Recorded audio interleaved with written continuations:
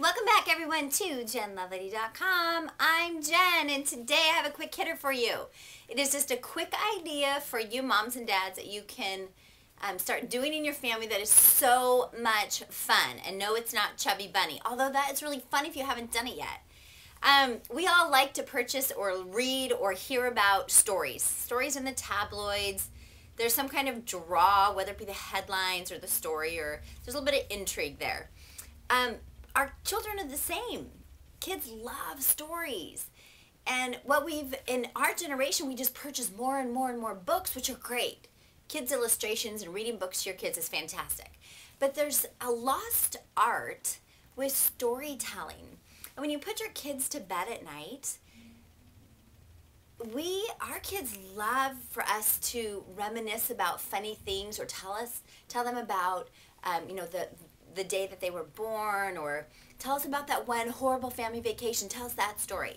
It's this storytelling. I mean, we could go back hundreds of years when storytelling was all they really had. And I mean, like, primitive hunters went out and would come back and recall the story of their hunting experiences, or, I don't know, like cavemen around a flickering fire. Storytelling was what they did. And I think in our generation we've kind of forgot about storytelling and how important that is, and the fun, playful memories that you can recall, and the communication that it gets going in your family, and this idea of imagination. So when I'm telling my kids a story, what they're doing is just imagining it. They're role playing, and it's just a fun experience. So what I'm going to share with you is one, putting your kids to bed at night or on long car rides is a really great opportunity to start storytelling. And then as your kids get older, they'll participate in trying to recall stories and kind of storytell to the rest of the family.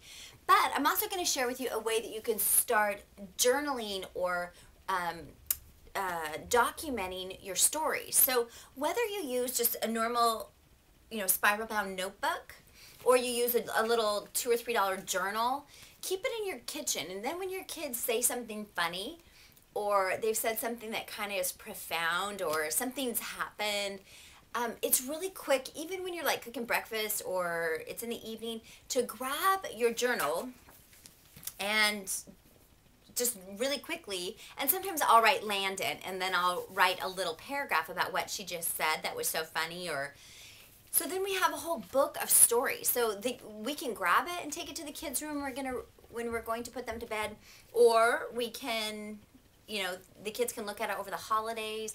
So Landon the other day, she's my 8-year-old, was in bed, and when I went in there, she had this huge mess of necklaces and bracelets and all of this. And she's like, "Mom, can you help me, untangle all of this?" And I'm like, sure.